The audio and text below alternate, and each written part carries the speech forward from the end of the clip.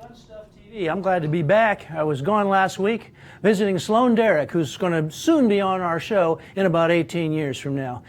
We're glad that you could join us today. Now, a lot of you are vying for the opportunity to win a GunStuff hat. All you need to do is comment on today's program. And if you'd like to get a little extra credit, you could answer this for me.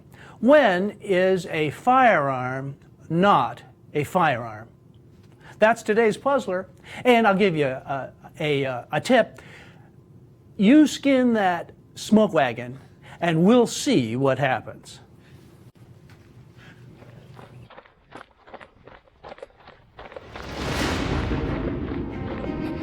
The sport of run and gun, or center fire biathlon, has been around for several years. I believe it mostly started in Texas. There's several races in Texas. There's one in Oklahoma. There's some in Kentucky. Outside of those states, there aren't that many. The thing we all have in common is we just love these things. They're an absolute blast to do. It's a great challenge. It not only challenges your shooting abilities under stress, you know, when you're tired, but it challenges your gear and your setup. You may do a match and you realize you know your mag pouches don't even work because your magazines fly out when you're crawling under a truck or you're wading through a pond or something like that. So it's a way for people to test, you know, their shooting abilities, their equipment, all in one scenario that is pretty much as real as you can make it for your average person.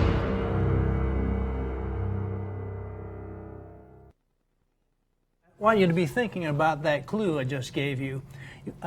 Scott, what did you think of that clue? We've got, you skinned that smoke wagon. I've got with me Scott Kiefner. Scott, thanks for holding down the fort last week. Oh, no problem. It was my pleasure.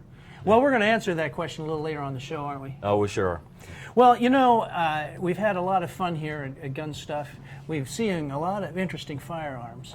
And you took one of them out to South Carolina, and we just saw, or North Carolina, we just saw that. Tell us again what that's all about. So we went out to North Carolina to the gun run, and it's a centerfire biathlon, and we went out and participated in it. It ended up being about a 4-mile run, and in that 4-mile run they put several shooting stages in there. And just like he said, it's a true test of a person and their equipment. You know, so you get out there, put everything to the test, see what you can do under pressure, and see how everything holds up and how you hold together. So it's a lot of fun.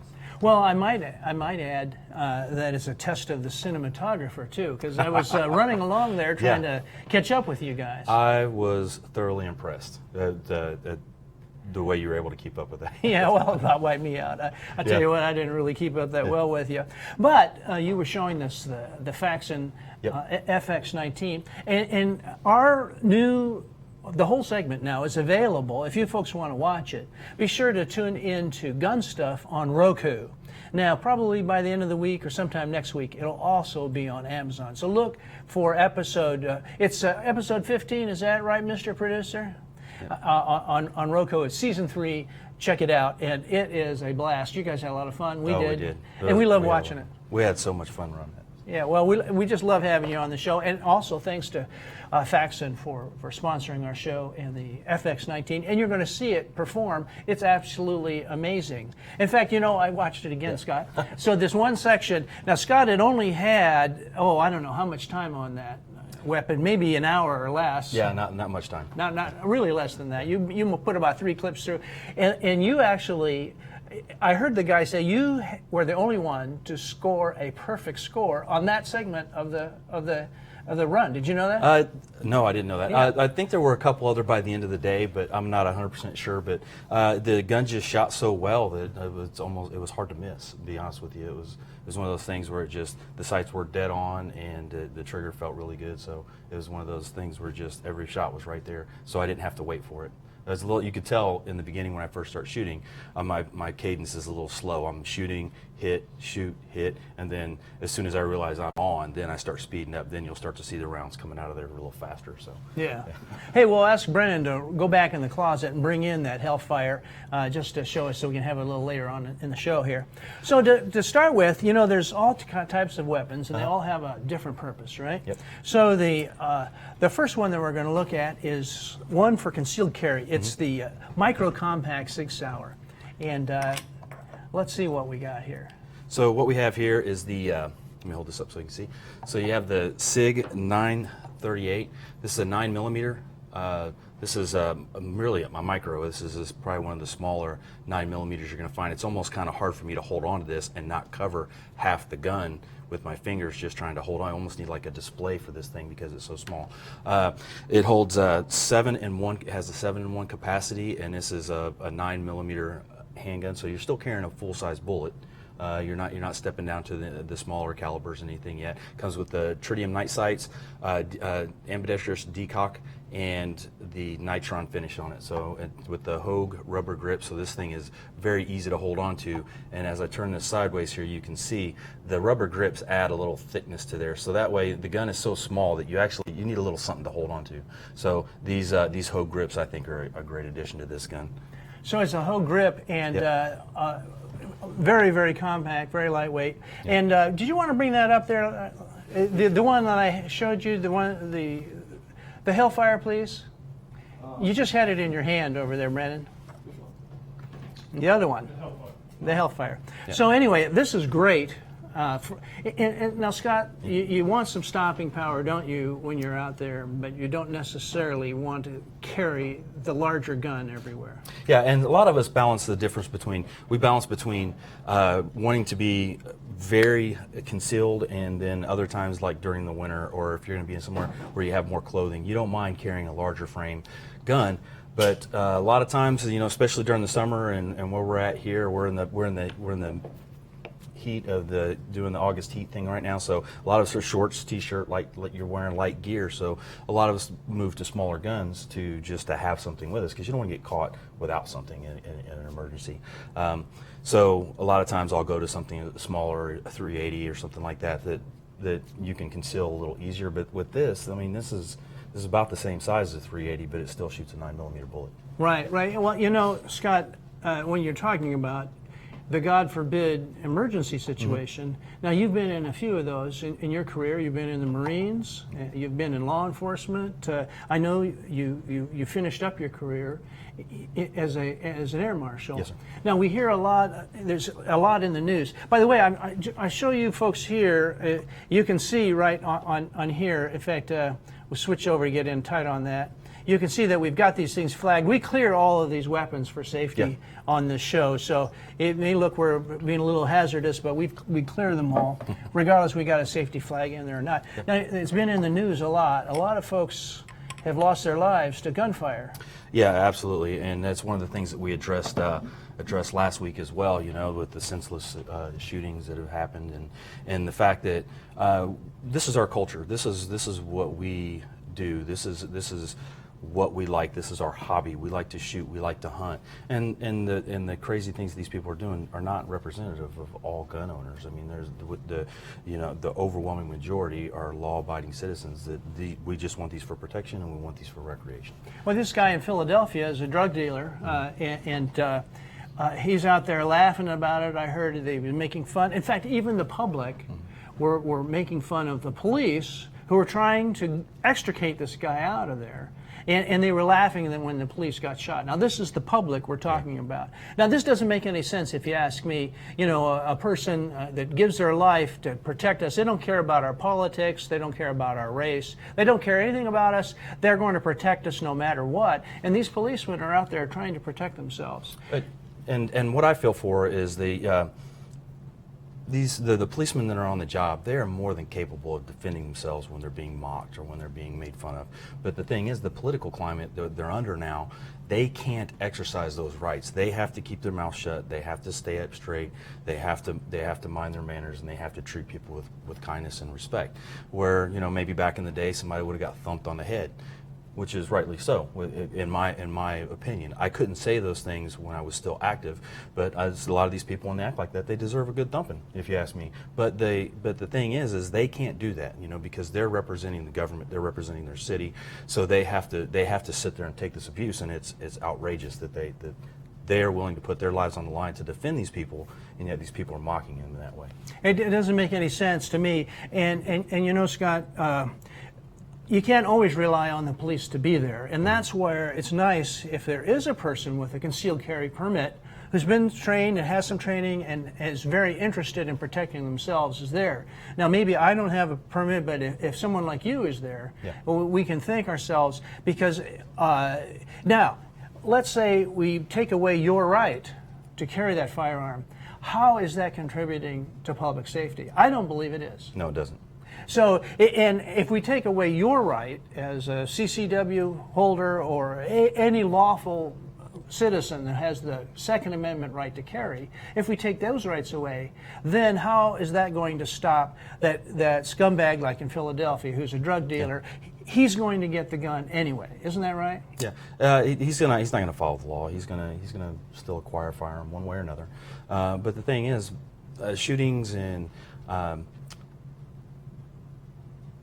serious events like this are stopped every day by good guys with guns showing up and stopping them. I mean, you're not even taking into account the amount of times law enforcement does this on a regular basis. Shows up on the scene.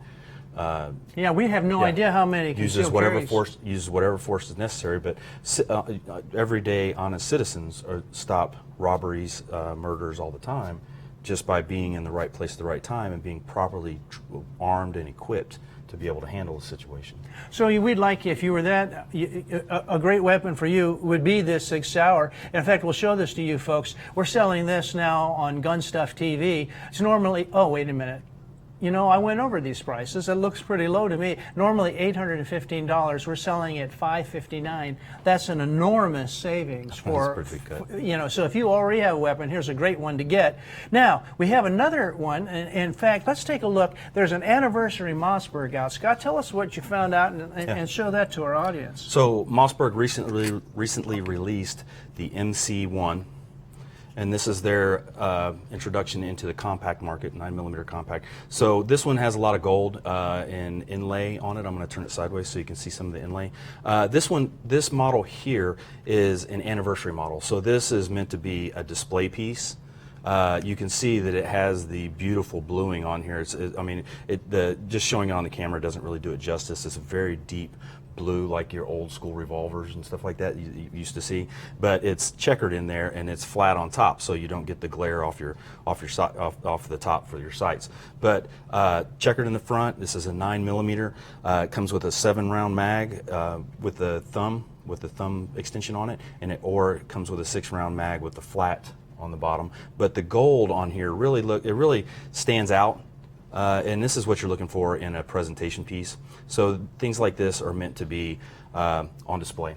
You know, I'm a big fan of, you know, keeping guns. I hang guns on the wall at home. You know, I make sure they're safe and I make sure that they can't get into the hands of the kids, stuff like that. But I like to display them. I don't like to keep them in a safe, locked away to where you never see them, only every great once in a while. But this is a beautiful piece here with the, you can see how shiny and how polished this barrel is. Just turn it just a little bit here.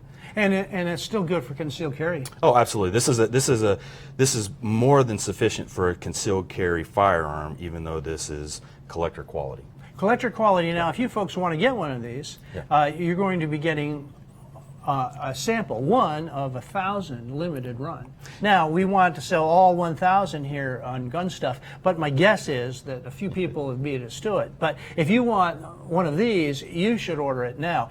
And that price, as you can see here, is no, wait a minute, I get, you know, without our intern keeping us honest, I'm having to type these in, and yes, this is the price, $527 for an anniversary Mossberg. That's pretty doggone good. Yeah.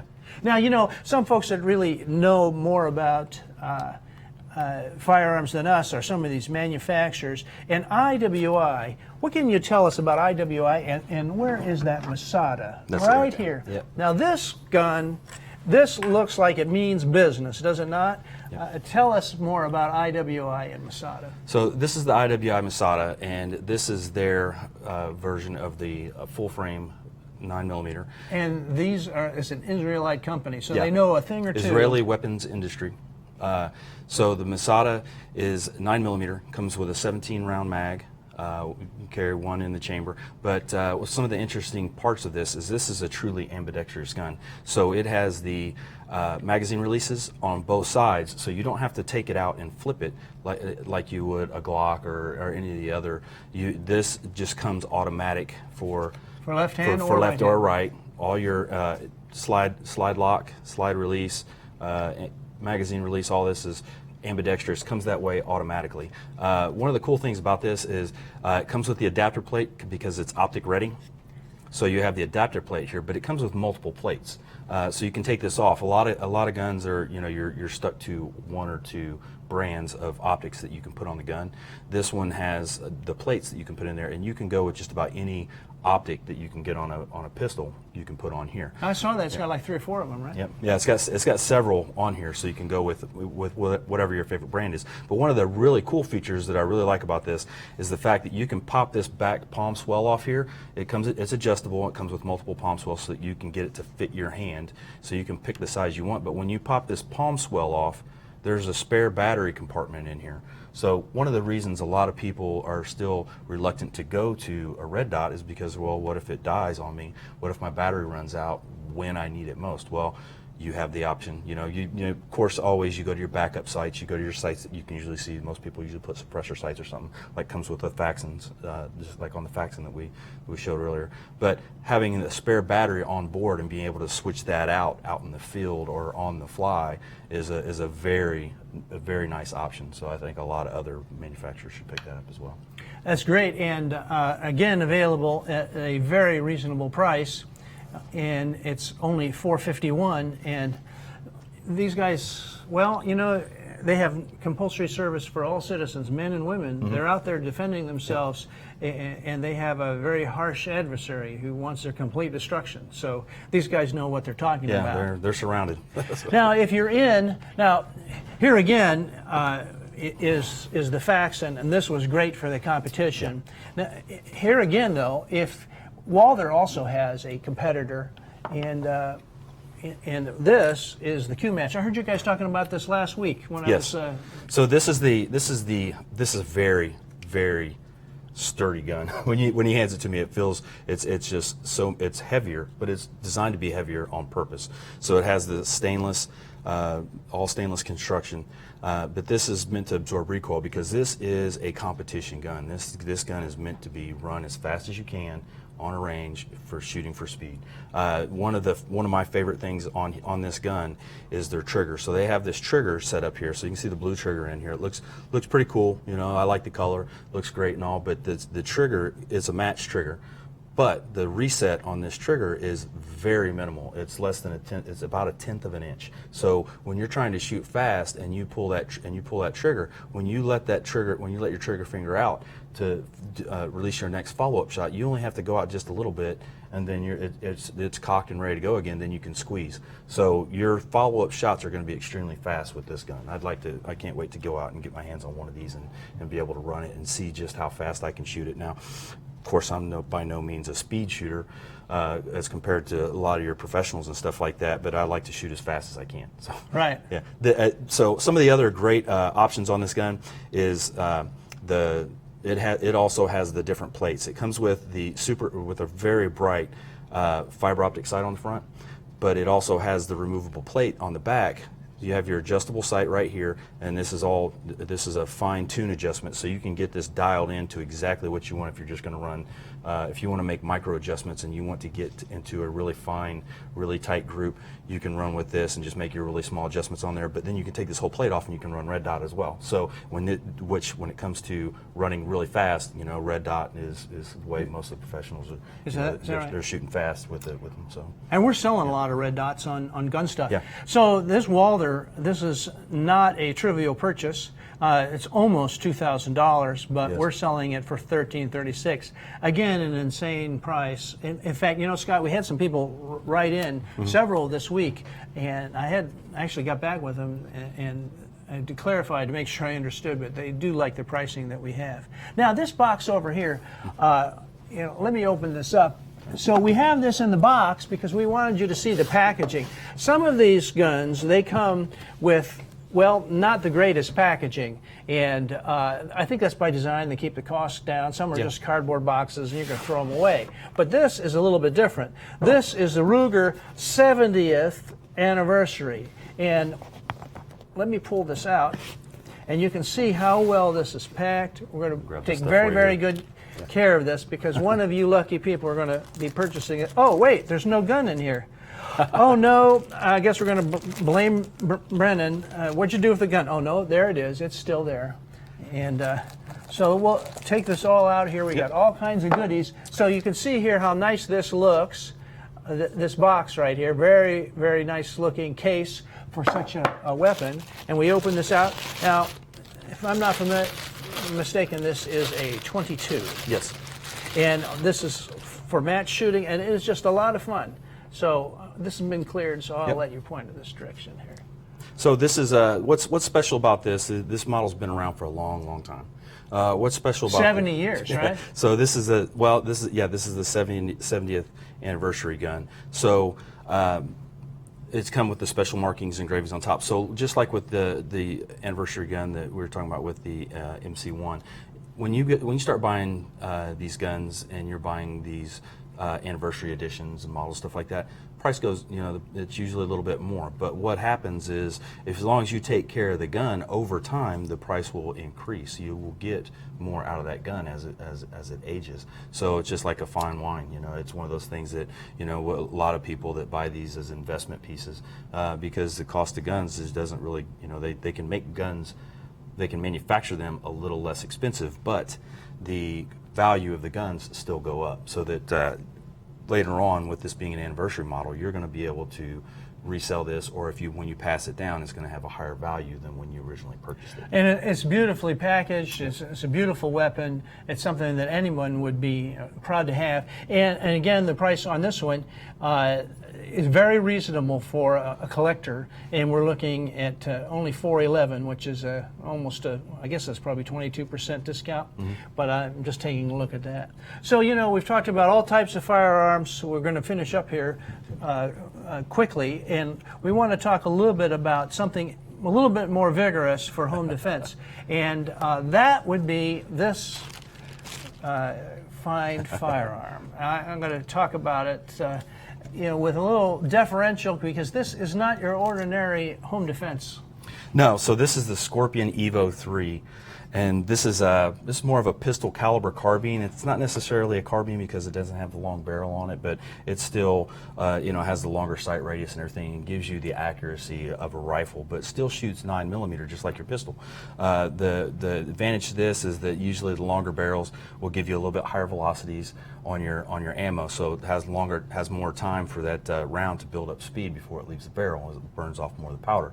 So this thing comes out at a higher rate, a little more effective. But the big thing is you have this retractable arm brace, and so you can get that around your arm. Some people will shoulder it, even though it's designed to be a arm brace. But how does that come out there, Scott? So all you do is just pull this right here, and it just locks out. So then you've got a lot more stability, because you've got this on here. Yep. You've got this. Now this is not a handle up here, now is it? That's more of a safety guard. Yeah. So this is just a safety piece here. This is called a hand stop, and this is meant to prevent you from reaching out and grabbing hold of this and putting your finger in front of the muzzle, which can happen. Some people get a big overhand grip, and you can just reach out there in a stressful situation and get your finger in front of the muzzle and don't want to do that. Yeah, and hurt yourself. And it's got a really nice, it looks like a clear magazine. So this is a handsome firearm, that is for sure.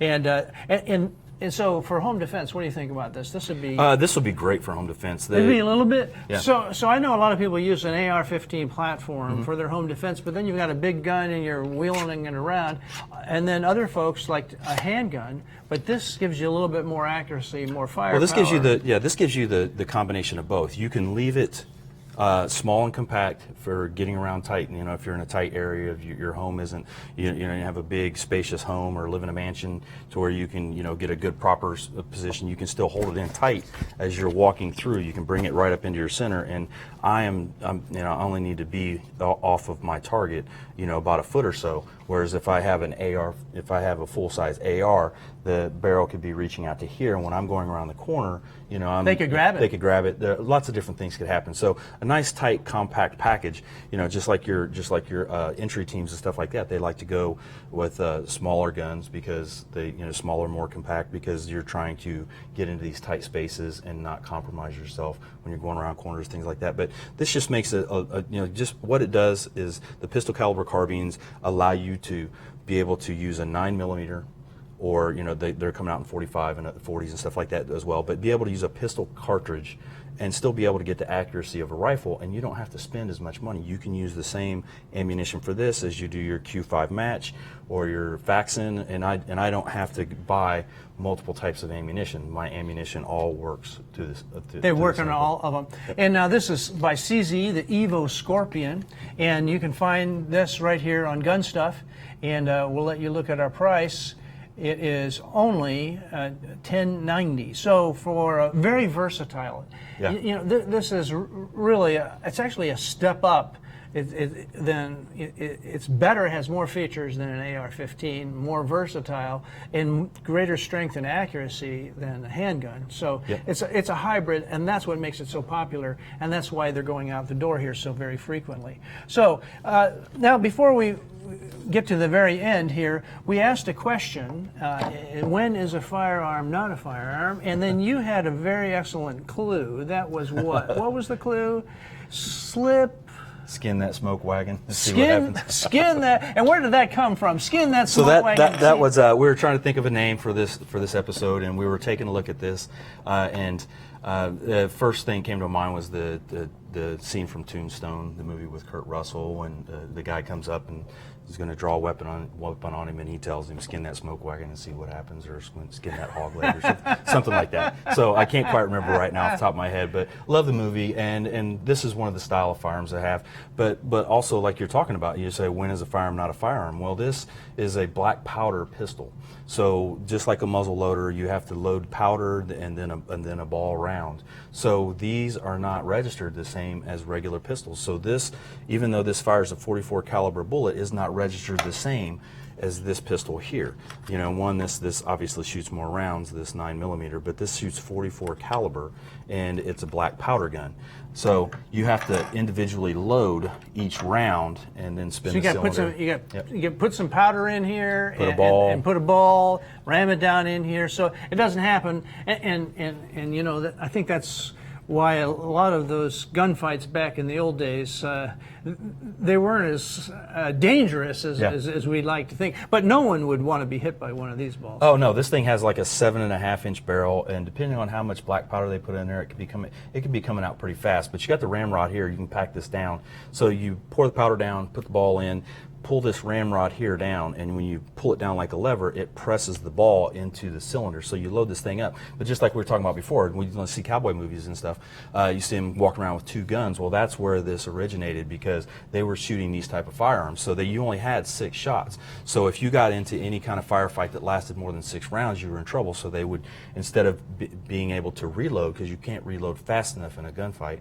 they would just carry a spare gun. So there you go. That's where the famous cowboy, you know, two gunslinger, you know, double holster, double gun thing, it came from. It was because of these guns right here. You know, Scott, every one of these firearms, this is a question we hear every day, okay? Yeah. Every single day, all day long. How do we purchase a gun on GunStuff? And can we get this? How do you ship it? Because is it really legal? Yeah. Well, in fact, Scott, a lot of folks don't understand that for any of these weapons on here, they actually have to show up in person and at a local federal firearms licensee. Mm-hmm. And that would be someone like us, or a gun store, or a gun range, and they'd have to pull out their driver's license and pass a very quick FBI check. Mm-hmm. So that means that these aren't going to criminals, they're going to law-abiding citizens. Correct. And all that has to happen.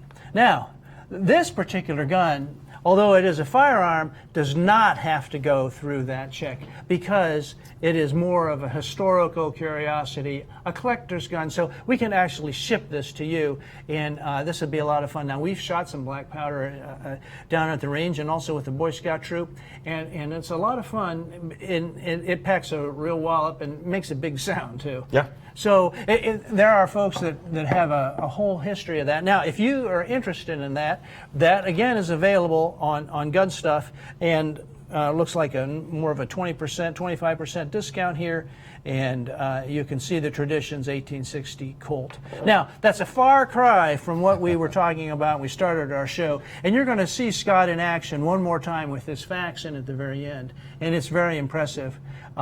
In fact, you listen to it, when you see him hit that 5 out of 5, you'll hear, and you listen to the whole thing, you will hear the adjudicant, the judge there say, "You're the first one that's hit all shots in sequence." You had to do 5 at 50, then what, 25? 5 at 25 and 5 at 10. 5, and he got all 15. He says you were the first one. He also happened to be the last one because you were the last one shooting that day. Well, so anyway, the Faxon, we love it. We want you folks to be sure to watch that episode, and it's on Roku. And as always, we have some giveaways. We mentioned earlier the hat. In fact, grab this. Mr. Producer, you, from what I understand, you're trying to bankrupt us. Yeah. What's the deal? All you have to do is comment on this show? Just during the live. During the show. Yeah. So you've got a couple of minutes. Be sure to and that was announced right on social media. So you're going to get one of these hats. We've got them in 3 different colors as long as supplies last. If we kind of sell out, as it were, or give them all away, we'll get yours to you when the new ones come in a week or 2. Now, as far as giveaways are concerned, we've had the ADCO speed loader, and we were out at the range using the ADCO speed loader, and they really do save your thumb. This week's winner is Ernesto Manguel. And Ernesto, if you haven't sent us already your address, please be sure to, and so that we can send out your ADCO speed loaders.